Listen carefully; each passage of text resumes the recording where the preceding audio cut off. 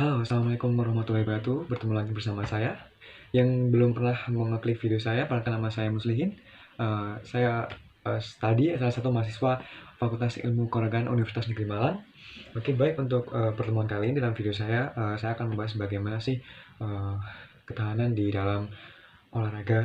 Tentunya, uh, seperti kita ketahui, kegiatan fisik mengembangkan atau menggabungkan baik kekuatan power, strength, kecepatan atau flexibility atau fleksibel, beberapa kombinasi dari unsur-unsur tersebut. Latihan kekuatan ini melibatkan mengatasi resistensi, speed atau kecepatan, latihan memaksimalkan quickness dan fungsi, frekuensi, latihan ketahanan melibatkan jarak jauh, durasi panjang, atau banyak pengulangan repetisi, yang biasa disebut dengan repetisi dengan pengulangan tersebut ya teman-teman. Dan latihan fleksibilitas ini dalam tubuh atau maupun fisik itu sendiri memaksimalkan jangkauan gerak fleksibel atau lebih mudah atau efisien. Latihan koordinasi melibatkan gerak yang kompleks, di mana kita harus memperhatikan program-program yang harus diberikan kepada siswa atau pelatihan atlet. Kita harus memperhatikan 6 program kekuatan pelatihan, di mana atlet dan pelatih harus berbagi dalam olahraga menggunakan 6 program utama untuk latihan kekuatan. Yang pertama bisa disebut dengan binaraga, tinggi pelatihan atau bisa disebut dengan intensitas. Yang ketiga yaitu olimpiade, angkat besi atau beban.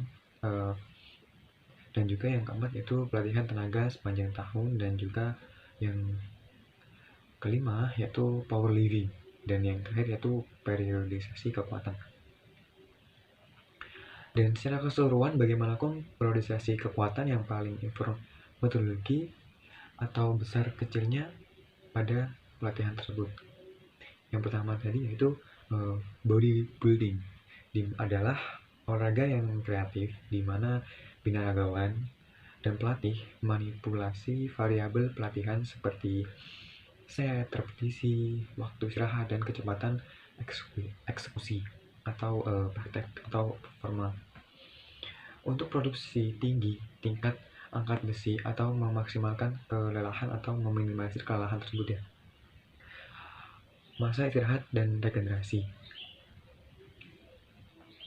Dan yang kedua yaitu harus memperhatikan yang biasa disebut dengan tinggi rendahnya suatu pelatihan yang biasa disebut dengan intensitas.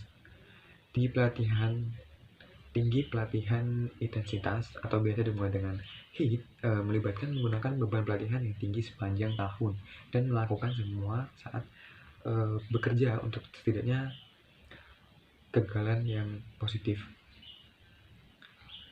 Atlet yang menggunakan pelatihan HIIT ini atau high intensitas training sering mendapatkan kekuatan dengan sangat cepat, tetapi cenderung kehilangan kekuatan dan daya tahan saat musim kompetisi berlangsung. Tinggi tingkat nyeri otot dan neural kelelahan yang disebabkan oleh metode intensifikasi digunakan dalam program high intensitas training ini seperti dipaksa repetisi atau repetisi negatif ikut campur dengan biji yang spesifik atau jenis yang lebih spesifik pekerjaan fisik. Kita pekerjaan teknis atau taktis atlet seluruh adalah atau pelatihan yang bisa digunakan atau dilakukan mingguan. Yang selanjutnya itu Olimpik angkat berat atau biasa angkat besi atau beban lah, biasa seperti itu. Latihan melibatkan penggerak utama harus selalu ditempatkan di garis depan dari setiap program latihan kekuatan. Pelatih harus erat menganalisis gerakan utama dalam olahraga mereka untuk memutuskan apakah olimpiade latihan angkat besi akan bermanfaat secara maksimal atau tidaknya. Meskipun olimpiade berat ini atau bisa dengan penerapan beban pada alat penjadian bisa menjadi yang baik cara untuk meningkatkan kekuatan tubuh secara keseluruhan dan kekuasaan kekuatan dan pengkoordinasian, pelatih harus lebih baik spesifik dan efisien. Dan selanjutnya yaitu kekuatan training sepanjang tahun. Pelatihan sepanjang tahun ditandai dengan penggunaan latihan loncat pendek, melempar obat bola, dan angkat besi. Latihan terlepas dari pelatihan siklus tahunan. Kekuasaan ini adalah fungsi dari maksimum strength. Meningkatkan kekuatan seseorang membutuhkan meningkatkan kekuatan maksimal seseorang.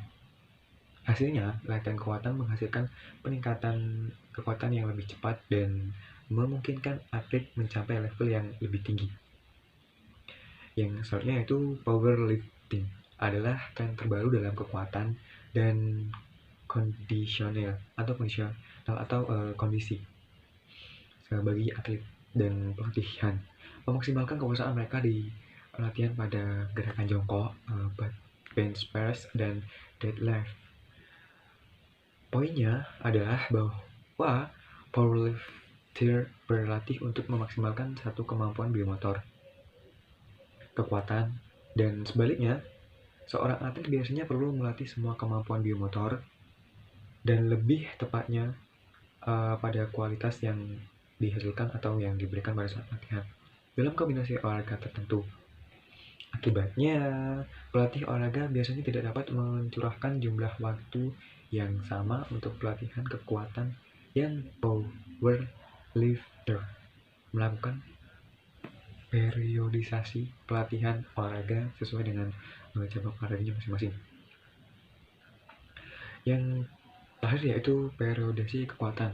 Periodisasi kekuatan harus berdasarkan pada persyaratan fisiologis secara spesifik olahraga tertentu dan sekali lagi harus menghasilkan perkembangan tertinggi baik daya tahan atau daya tahan otot ataupun bisa disebut dengan kekuatan. Yang selanjutnya, latihan kekuatan harus berkisar pada kebutuhan periodisasi untuk olahraga yang dipilih dan menggunakan metode pelatihan khusus untuk fase pelatihan yang diberikan. Tujuannya adalah mencapai kinerja puncak pada saat besar kompetisi yang akan dilaksanakan. Periodisasi program kekuatan dimulai dengan fase adaptasi anatomi pada umumnya yang mempersiapkan tubuh untuk fase-fase yang akan dilakukan atau yang akan diikuti. Salah satu tujuan dari periodisasi kekuatan ini adalah untuk membawa atlet ke tingkat yang lebih maksimum kekuatan dengan dalam rencana tahunan, sehingga kekuatan dalam power ini atau strength and power menjadi keuntungan dalam kekuatan daya tahan kekuatan atau otot, kinerja otot. Daya tahan atau planning fase perencanaan adalah untuk setiap olahraga dan juga tergantung pada kematangan atlet individu secara fisik. Dan kompetisi dilakukan dalam pelaksanaan penjadwalan pada saat dan tanggal yang maksimal atau pada saat yang kejadian lebih puncak. Konsep periodisasi kekuatan untuk olahraga telah berkembang dari dua kebutuhan dasar. Yang pertama, untuk mengintegrasikan latihan kekuatan ke dalam rencana tahunan dan fase pelatihan. Yang kedua, untuk meningkatkan pengembangan kekuatan khusus olahraga dari tahun ke tahun. Oke, baik, sedikit tambahan dari beberapa materi yang saya sampaikan tadi mengenai 6 program pelatihan untuk kekuatan. Di sini melihat dari pendapat atau dari ilmuwan yang terdahulu, di mana Stone dan O'Brien mempresentasikan bahwasanya mereka menentukan 4 teoritis latihan kekuatan, di mana periodisasi kekuatan mencakup 4 fase. Yang pertama yaitu hypertrophy, yang kedua yaitu kekuatan dasar, yang ketiga yaitu kekuatan, dan yang kekuatan strength and power, dan yang keempat yaitu puncak dan pemeliharaan.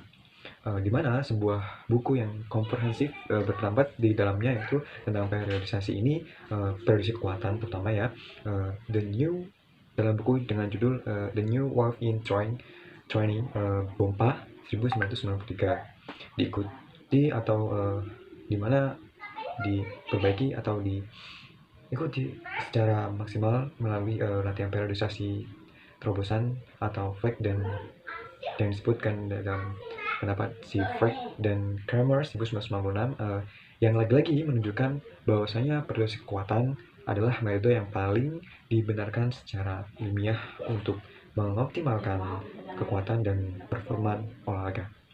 Itu yang dapat saya tambahkan. Nah, mungkin itu saja yang perlu saya sampaikan untuk pertemuan kali ini. Dan video saya bagi pelatihan-pelatihan olahraga itu harus memperhatikan bagaimana sih pemberian program-program latihan yang harus sesuai dengan ilmu olahraga ya teman-teman. Dan juga kita memperhatikan 6 kekuatan pelatihan dalam program untuk melatih fisik atlet agar supaya tepat dan menghasilkan hasil yang bermanfaat bagi tubuh atlet itu sendiri. Terima kasih sudah melihat video saya sampai selesai. Kurang lebihnya mohon maaf. Bila ada kesalahan atau apapun yang terjadi, mari kita koreksi bersama-sama. Sampai jumpa di video saya berikutnya. Dan stay hard for you and stay your home because lingkungan saat ini tidak memaksimalkan untuk kegiatan di luar karena saat proses pandemi yang belum selesai. Semangat. Wassalamualaikum warahmatullahi wabarakatuh.